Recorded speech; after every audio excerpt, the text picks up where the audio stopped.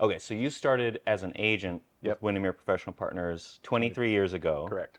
and now you're the designated broker for Windermere Professional Partners, and now you've expanded from one office in Tacoma. Yeah, we had one office in Fircrest actually, and then we moved after about 18 months into the 19th Street location. And now we have three offices in Gig Harbor, one in Port Orchard, Yep, two in Puyallup, and yep, one in Tacoma, and one in Key Peninsula. and one in Key Peninsula. So that's eight offices. Correct. I forget about Key Peninsula. Yeah, well, it's easy to forget. Unless you drive by it all the Yeah. time, then you see it.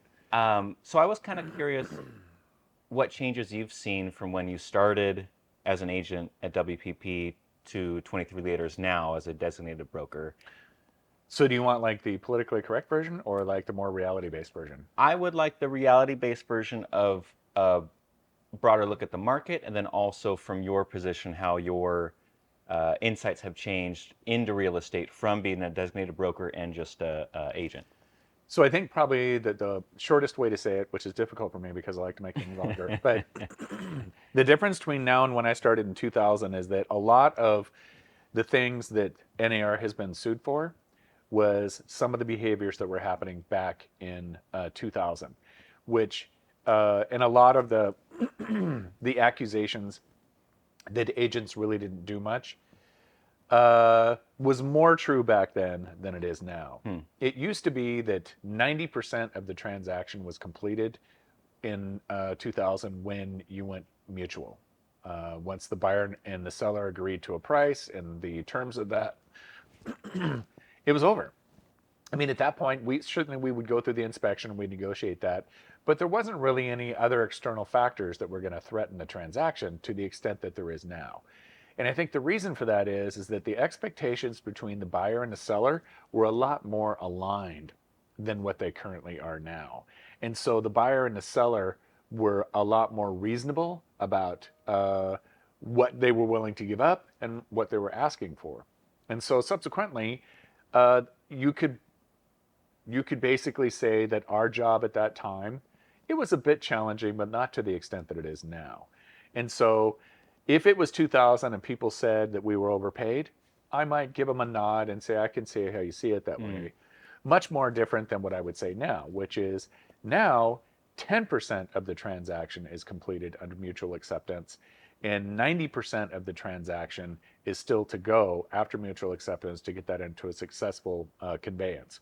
And I think that that's something that's often not talked about. And I think that's disappointing because whether you have a buyer's representation or a seller's representation right now, those folks are under a tremendous amount of stress simply because of the fact that they're getting a tremendous amount of pressure from their representative, whether it be their buyer or their seller.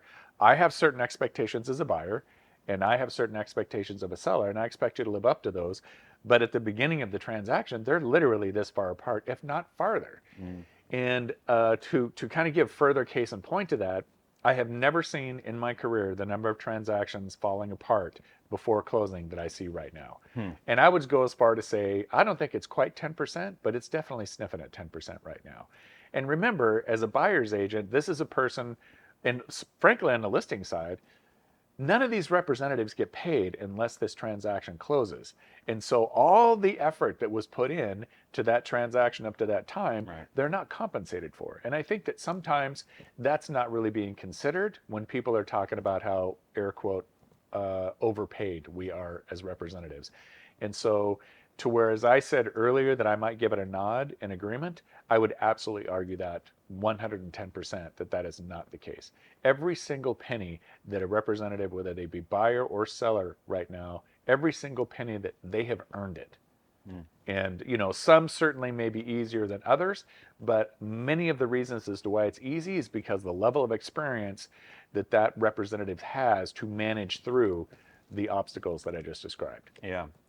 And let me tell you, if you have an inexperienced agent and then you go to an experienced one, you will definitely see the difference. And that's whether it's on the buyer's representative side or the listing, it doesn't really matter. Right. There is a difference. Yeah. That's really interesting. Like when you talked about the buyers and the sellers being further apart.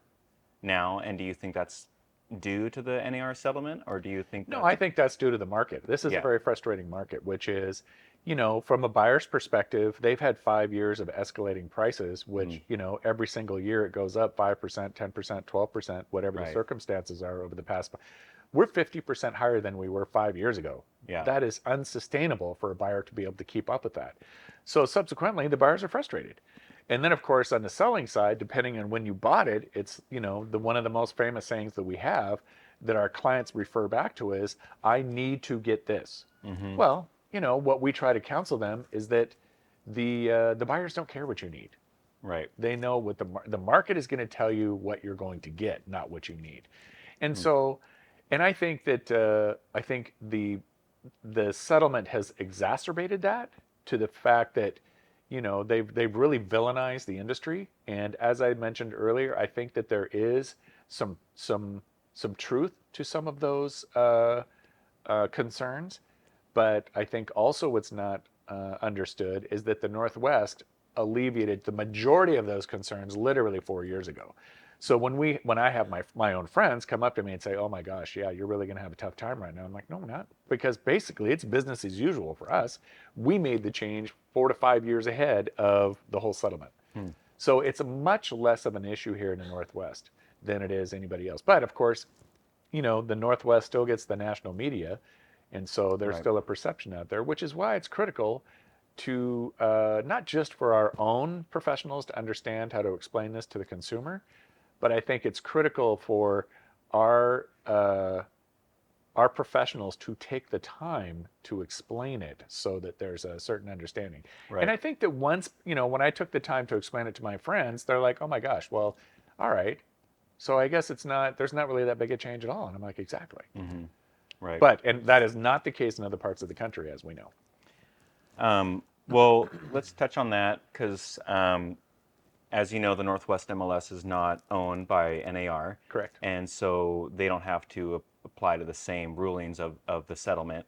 Correct. So you sent a really interesting article from Ed Zorn, Yep. who's on the general counsel of the California Regional MLS. Right. And one thing that he was saying on the seller side, if the sellers are not going to offer a buyer compensation, that the seller should consider lowering the price of that house so that it would open up the buyer pool to more buyers because if they're paying for their closing costs, they're paying for the down payment, it's going to be more difficult for them to also pay for the buy side compensation. And I was kind of curious what your take is on the Northwest MLS uh, opting out of taking away the buy side compensation or publishing it, as opposed to NAR MLSs that are going to remove the buy side compensation completely. Yeah, I think the basis of everything that you just said comes back to transparency. And when the Northwest MLS, when we voted from the Northwest MLS, because we are all owners within the Northwest MLS, and when we voted to make these changes, the rationale was the number one thing that really was the beauty is the decoupling of the buyer and the seller commission. That was Hmm. the major change that we made. And then of course the strong encouragement of really having a conversation with the buyer during your buyer services agreement as far as how that compensation works, so that again to be transparent. Now of course that was not made law until the beginning of this year, of course. Hmm. So I'd like to answer the first two questions, which is which goes back to Mr. Zorn. The fact that the both the listing compensation and the buying compensation was decoupled now makes it perfectly clear that both are negotiable. And that was a pretty scary thing for all of us Hmm. 4 years ago, because now what we have to do is articulate our value. Because if we don't articulate our value, then, like any human being is going to ask them, why am I paying you? Right? And because it's decoupled and it's now negotiable, you can't come back, which was historically true for the buyer's agent, to say, "Oh, Carl, you don't have to worry about that because the seller's paying it," Right. because that's no longer the case. And as far as not paying a buy side commission, there's a couple of options I'd like to talk about there, which is that's a buy side compensation, excuse me. So if you choose not to do that, appraisers are starting to look at that on the listing agreement. And if you are not paying that compensation, they're going to start deducting that from the value of the house, because for it to be a true comparable, the same expenses have to be there. We have Mm. already been getting calls for the past 10 years. Were there any buyer incentives offered by the seller on this home? Well, the Northwest MLS, at the beginning of this year, whenever you sell a house, they ask those questions right there so that they have it for the appraisers. So all of these fees that sellers think that they're going to be able to capture themselves, they may be able to do that in the short term until the system really gets in play. But in the long term, it's just not going to happen. And I mean long term, meaning a couple of months, to be honest with you, because things are moving pretty briskly. And so, and the second part about which goes back to what you said, is that if you don't pay the compensation, which is of course your option, Hmm. you are now shrinking your buyer pool. So, if you're in the 1.5 or $2 million price point, yeah, certainly those folks can afford to pay their own buyer's representative. No Right. question about it. Hmm. I think you're going to look petty at that point, but that's just a personal opinion. But if you're in the $400,000 to $500,000 range, which is the median and a little bit less, these are not folks that have a tremendous amount of extra cash laying around, because they already have to pay their down payment, which there is zero down, but there's a lot of disincentives of doing zero down. It's a Hmm. lot better if you do your government loan minimum of 3.5%, and then of course you're going to have your closing costs, and then of course there's all the stuff that you need to buy when you move in. Hmm. So there's not a lot of extra cash around. So for you as the seller to expect that buyer to pay, they're not taking anything personal to you. They're just looking at it going, hey, this doesn't pencil out for me. And oh, by the way, this house, based on the fact that there are now over 2,100 houses for sale in Pierce County as of today, there's going to be another house that is going to offer that compensation. So therefore, that's one less thing they have to try to negotiate with you. Hmm. In my experience over the past 4 years in dealing with either no or super low buy side compensation, the only one that has ended up losing at the end of the day was the seller, Hmm. because their Right. buyer pool shrunk. Yep. And on top of that, they also, ended up with super price conscious buyers. Hmm. And that's not, I don't mean that as a slight in any manner, but if someone's price conscious, they're going to be price conscious in everything, which means they're going to be the ones that are going to negotiate the hardest on, the Inspection. overall price, the inspection, and they're going to be looking for every little thing. And if that's the type of buyer that you want to deal with, then that's what you're going to get. And again, these are, in this particular circumstance, I'm not opining here. This is all fact based. We have been doing this long enough to where we have actually seen it happen this way in the marketplace. And I think the Northwest MLS has made the right decision to opt out. But one thing in Ed Zorn's article that I thought was interesting that made sense to me was that with the buyer services agreement, that is negotiated between the agent and the buyer. Yep. And then in the actual sales agreement, um, not from the listing agreement, but on the sales agreement, that's where the decision is really made who's going to pay the buyer Correct. broker compensation. Is it going to be the seller, and Correct. how much, and with the buyer? And so all the negotiating is going to happen with the sales agreement. Yep. And I But think, it's also remember, it's tied back to your buyer services agreement as well, which is whatever you agree upon in a buyer services agreement, you can't, as a buyer's representative, negotiate for any more that is on the agreement that you made with your customer, which frankly is the right thing. right. But I'd like to touch on, which I didn't before, the fact that the Northwest MLS has chosen to continue publishing the buy side compensation is in fact the right thing to do. Meaning, if you want true transparency within the industry, then let's be transparent. If you don't, if you don't publish it, do you think that these buyers agents are going to be working for free? Hmm. They're not. Now you're just going to do the transit. You're just doing the deal in the back room, which is what we're trying to get away from. And I believe, it is my opinion, now this is an opinion, that 1 year from right now, that will be reversed. because it's not the right thing for the consumer. I understand what the Department of Justice and the NAR were trying to accomplish, and I think that decoupling commissions absolutely the right thing to do. Making sure that the buyers are educated about who's actually paying the compensation and where that's coming from, absolutely the right thing to do because it's transparent. But not publishing it, not allowing them to see what the seller is offering for compensation is not. Hmm. That is not transparent. And so I believe the Northwest is, we're already 4 to 5 years ahead of the rest of the country as far as these types of decisions. And I feel very lucky and fortunate to be a part of the Northwest MLS. So one of the things you were talking about was that it's more important than ever for buyers agents to demonstrate their value to their clients, especially when their clients are going to be the ones paying them, not necessarily the sellers. Um, and that's going to be, their negotiating skills, their knowledge of forms, their knowledge of the market and the local surrounding area. What in your opinion do you think separates Windermere Professional Partners from other firms in the area? Okay, I'm going to have to go. I'm not going to be real objective about this. I just have to go Yeah, on the record as saying that. I like that. In my experience, what I have found is um, the number one differentiating factor, I will go on the record as saying, has nothing to do with the brand. It has to do with there are professionals in this industry, and then there are others that, for lack of a, but they're just not.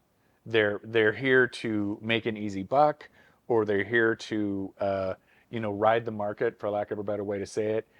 And I think it's fair to say that there are professionals um, in this community that are not affiliated with Windermere Professional Partners that I would enjoy working with on a transaction. Now, with that being said, I also think that our organization provides the absolute best support for a professional of that caliber. And I can talk specifically about a couple of things. And I'm going to add to it to where I think that the representation of the seller is every bit as important as the representation of the buyer. And so our organization takes a holistic approach to it. So what systems, what tools are we providing to help each side? And so some of the things I'm going to talk about are applicable to both. The first one is that our culture is one of collaboration and education and just being involved or being checked in. A lot of folks choose to work outside the office, and there's no judgment there. But what I find is that if you want a true professional that knows what's going on, they're checked in to their office because, particularly right now, if you look at the organizational changes, and when I mean organizational, I'm talking about the industry's wide changes that have happened to this industry in the last 8 months. If you're working from home, you're behind. And I don't care who you are Mm-hmm. because it's just changing so fast. You have different expectations from the DOJ, different expectations from Northwest MLS. You have the form changes that are resolved with that. And then primarily, the number one thing that we have is consumer perception. And if you're not prepared to answer the questions, the legitimate questions that our consumers have, then you're not a professional. And you're doing a disservice to them because the questions that they're asking are very reasonable. You need to know the answer. Not kind of, sort of, you need to know the answer. So the first thing that we provide is we provide that education, and we provide that education before anybody else does. And I mean, I'm involved in the industry enough to know that we are always ahead of the curve on that. And that gives our professionals confidence that they are properly representing their customer. I have seen transactions to where the customer on the other side who is not being properly represented has lost their earnest money. Mm-hmm. They have lost a house because they didn't pay attention to the timelines and asked for an extension, and we didn't have to give it because we had another offer right behind it. And those days are coming again, by the way. And then also on an inspection, just either unrealistic expectations, or the number one thing that's disappointing today is that I understand that sometimes it's necessary, but I just think that sometimes representatives are too quick to waive inspection.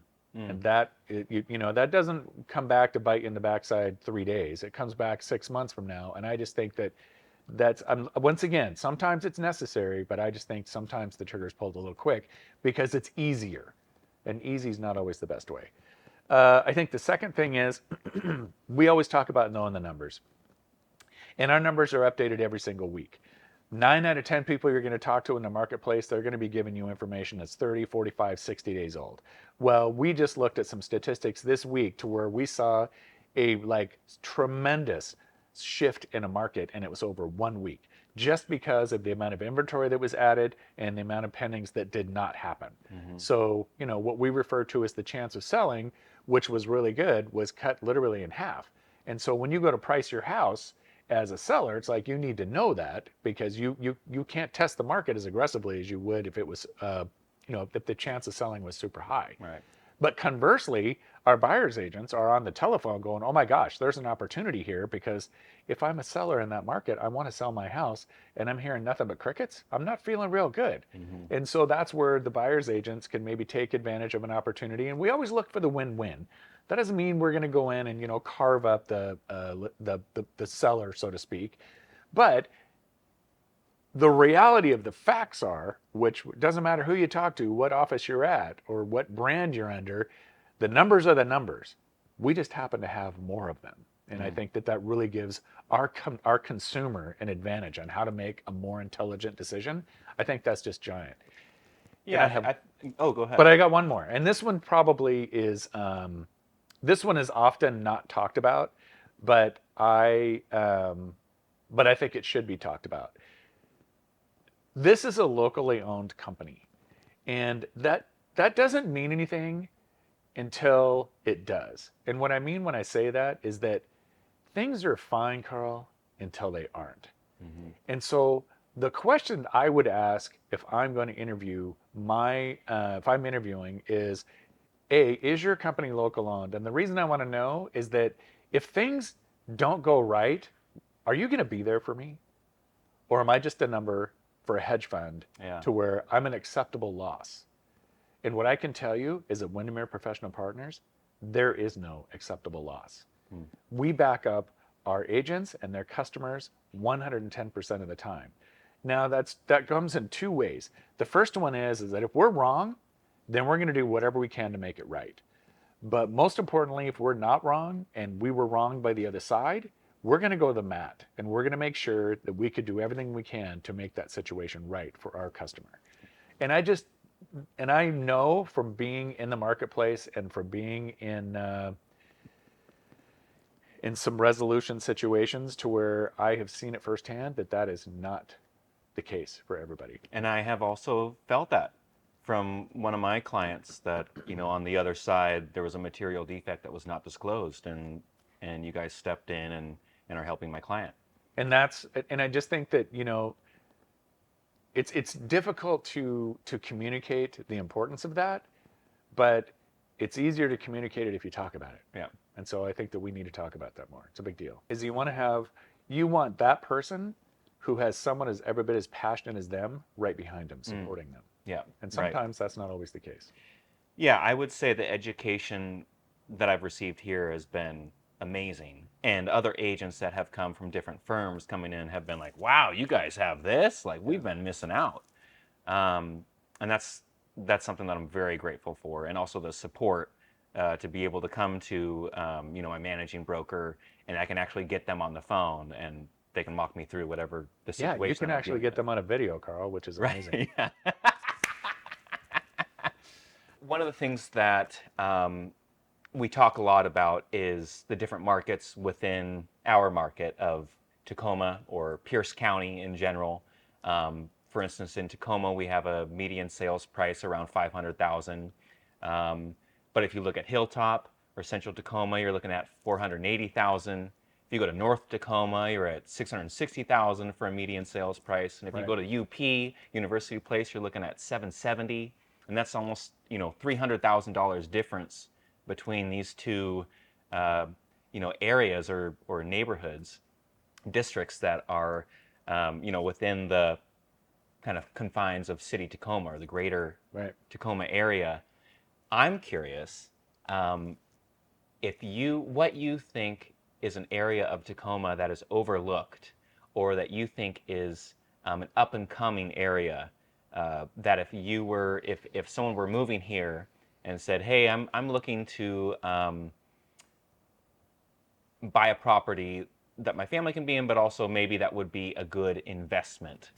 My personal opinion about the value proposition in Tacoma is I think that Fircrest, University Place, North Tacoma, Gig Harbor, Puyallup proper, and parts of South Tacoma, due to interest rates and due to the increase in price, have become unaffordable for the normal person, Yeah. the first-time homebuyer. And Yeah. that is a very sad and an unfortunate circumstance.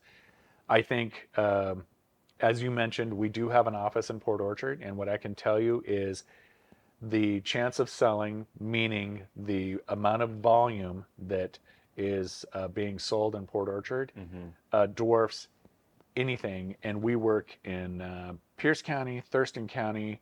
Uh, the only thing that even holds a candle to it is Thurston County and East Pierce County, which would be your Graham and Frederickson. Yeah. And probably King County. South King County South is King. South King County 700,000, 740. I mean, Still, yeah. yeah, it's still. I mean, there's a tremendous amount of volume there, but again, with the types of incomes that we have in Pierce County, you can't go north. I mean, it's unaffordable. So if I was advising someone that's a first-time home buyer right now, uh, I would basically be looking at Frederickson. I'd be looking at Spanaway, and then I would be looking at Port Orchard. Port Orchard, of course, if you get to the east side of Port Orchard to where you're kind of bordering Gig Harbor, you're 15, 20 minutes maybe on the outside to the bridge. But that may be too much of a commute for folks. Plus, you obviously have the toll. That's an additional expense there. What about if you wanted to be in the Actually, city and close to local shops? if you wanted to be if you want to be within Pierce County and you want to be centrally located, uh, it really depends on your eat. The great thing about Tacoma is, are you aware that it's the most diverse city in the state of Washington? No, no, but that Is doesn't surprise that me. is true. And so what makes it great is that every neighborhood is going to have a feel.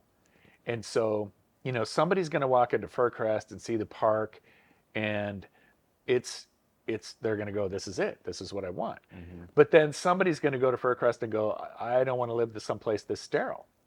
And they're going to be like, they're going to look at, the top of Tacoma, McKinley Hill Right, I area, was to just where thinking there's just a McKinley. tremendous amount of art Right. and a tremendous amount of culture. Got Swan Creek right there. Yeah, Too. I mean, it's just, and they're going to vibe to that.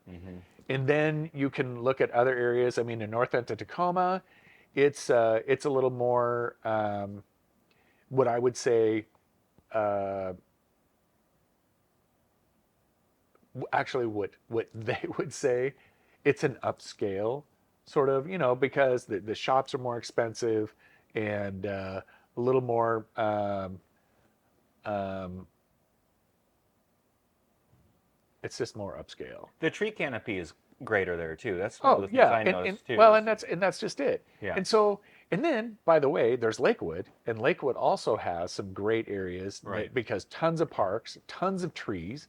The Oakbrook area. I mean, I lived there for a couple of years, and it was great.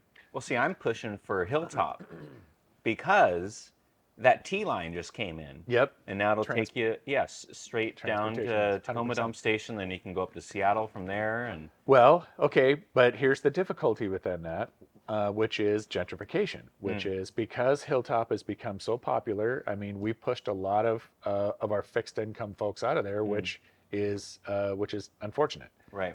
But so we kind of have to take the good with the bad. But I think Tacoma, I want to finish that by saying, but I do think Tacoma recognizes that.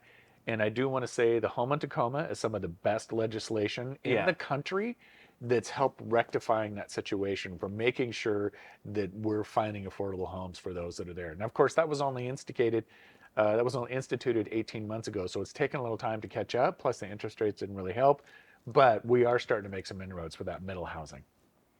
Right. Yeah, and I'm gonna have to brush up on that again because I'm trying to remember like how many units you can build, like detached accessory dwelling units. I think you can have like a ADU attached to your home and then have two separate dadus to that.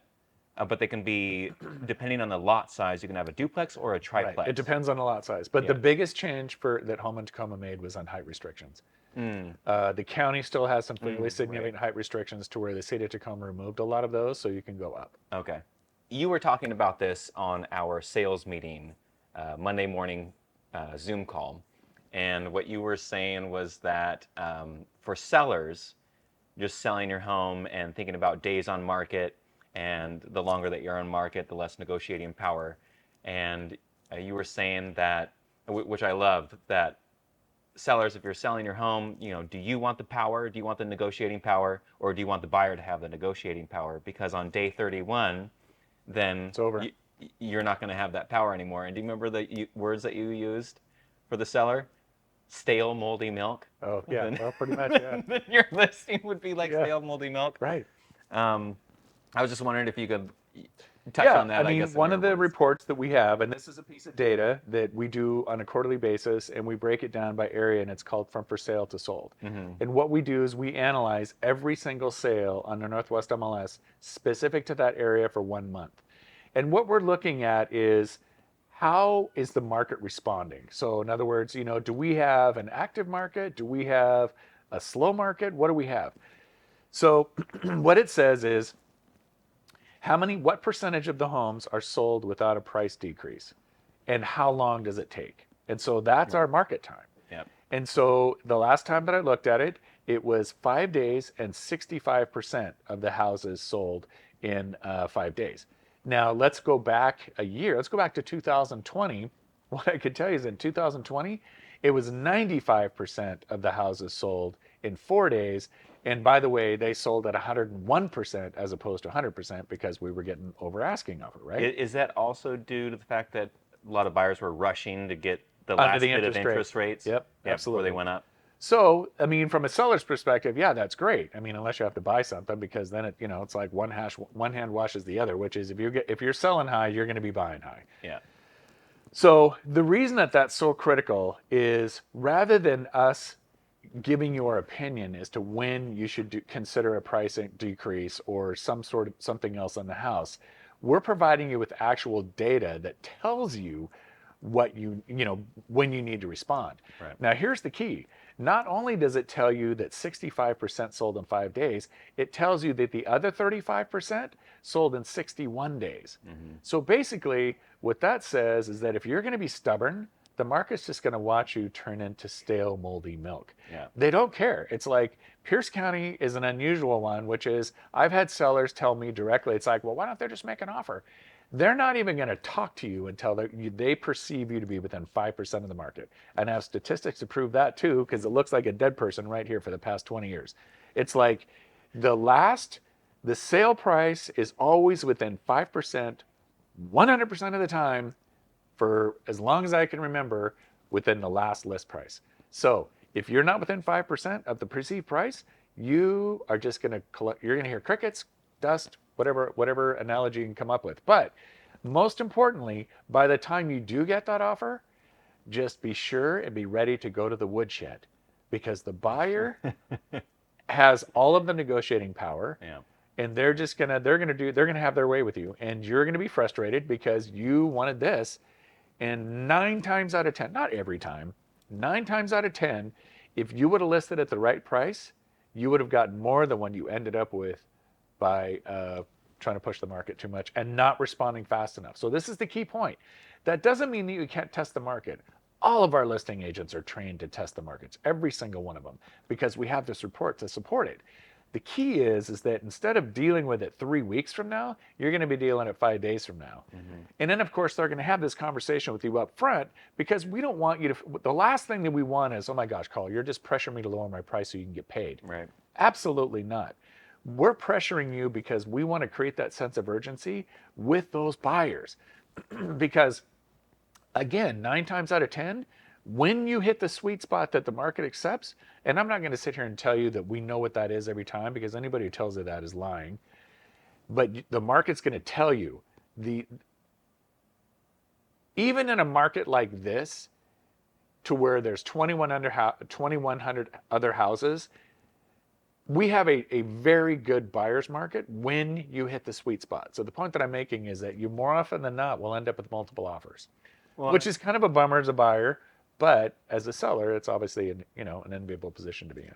yeah, and I think if the chance of selling is good and you want to test the market and Yep. push that sales price up a little bit, Yep. I think that conversation is so imperative to have beforehand with your sellers and say, hey, Yeah. if we're not getting traffic in, we're not getting, Right.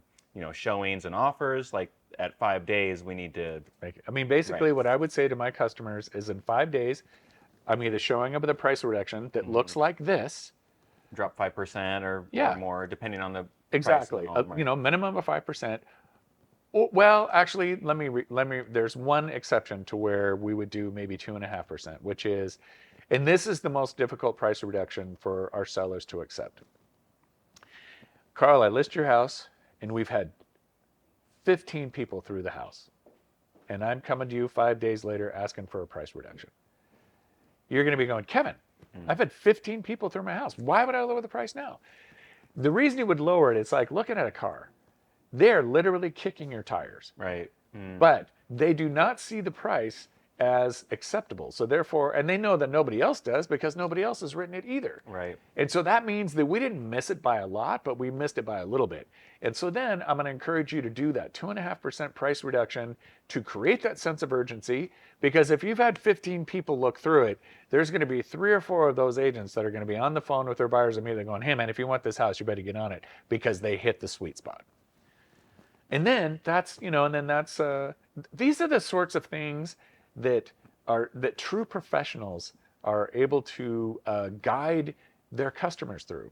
And I'm not exaggerating. I just don't think that the majority, unfortunately, of our folks in the marketplace today are skilled enough or have the tools to be able to support this type of conversation. And if you're a good seller's agent, you're going to be on the phone with those other Right. buyer's agents, letting them know, hey, Correct. we just reduced the price. Right. Are you Right. still interested? It's still the Which same. is going back to what I said earlier, which is every single nickel that is earned on a compensation is earned. Yep.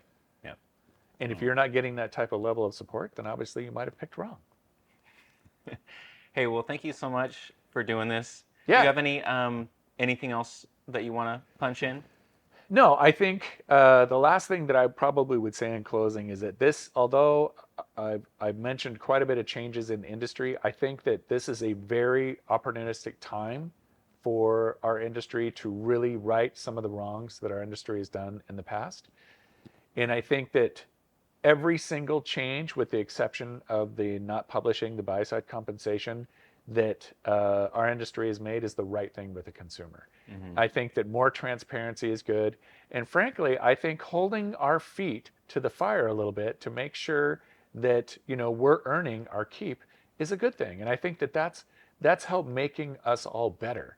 And at the end of the day, I think that's a good thing for the industry. And I think at the end of the day, it's a good thing for the consumer. Yeah. Thank you.